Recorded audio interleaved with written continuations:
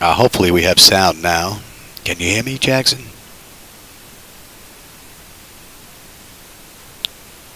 Hopefully you can hear me now. With all the work that went on, one of the things that I missed was the headsets. So that should be good to go now. Alright, so what I've been saying with a dead headset is that all of the work, the upgrades, are done. The standby gauges are now in, they're up, they're running, as well as the yaw damper gauge, which was added. I added a small monitor to the front. I took out that large monitor here, put the small one in so these gauges would fit. That's all up and running now. I fixed the problem with the clocks. The clocks weren't working because they had the same ID as the standby attitude indicator.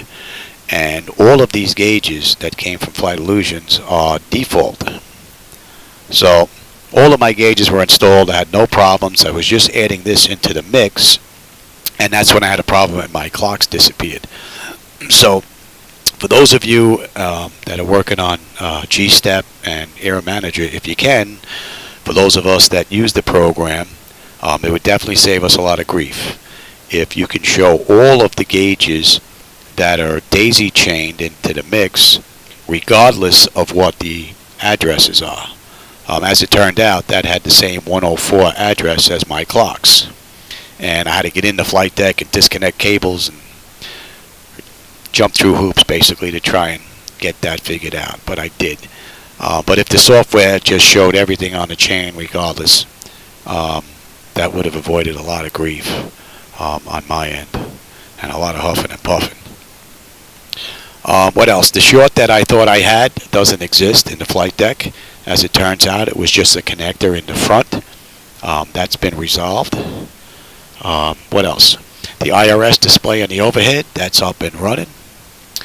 And I think we're pretty much good to go. This is back 100%, even better than the day that I first got it, with all the additional gauges set up. But I got quite a few messages in Discord, so I just wanted to give you a heads up that, yep, we're good to go. We're going to start flying again. Probably not tonight. I mean, we're getting ready to have dinner right now. And like I said, my back is on fire. I'm going to go do a breathing treatment, have dinner, relax. Maybe I'll be on tonight, but more than likely it's going to be tomorrow.